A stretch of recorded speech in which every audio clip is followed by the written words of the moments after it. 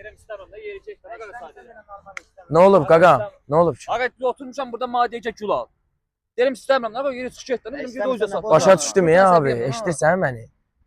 Gül istəmirsən də uşağın üstünə niyə bozarsan ki? Ağa mən burada gülü kim alım? Ağa görsə təkcə oturmuşam telefona baxıram. Ha biraz yavaş danış.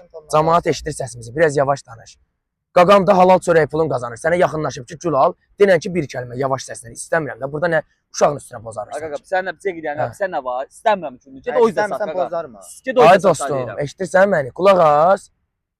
İdmancıyam, əzim səni burada. Ağa gəl gücün var ki, arenada göstər gücümü. Mən arenada da göstərəm. Qulaq as. Uşağın üstünə səndən zəif deyəzməlisən uşağı. Əzmimə deyirəm ki, o yüzden sat da nə qaqa. Ay dostum, bir kəlmə denən ki, istəmirəm də. Qaqaş, sevgilim yox denən istəmirəm. Sevgilim yox, istəmirəm. Danışığın budur, uşağın üstünə niyə bozarsan ki?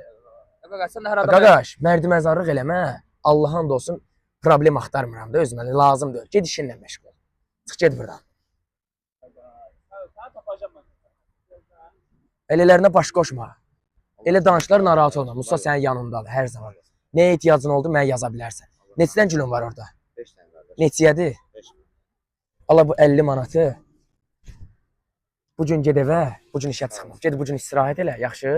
Mən sənə kimi gənclərin, sənə kimi əziyyət çəkən oğlanların həmişə yanındayam. Heç kim də söz deyə bilməz. Nə çətinliyin oldu, yaza bilərsən mənə. Tanıyırsan da mən TikTokda. Sağ ol. Sağ ol qaqam, öpürəm səni. Yolun açıq olsun. Ged evə. Sağ ol, brat.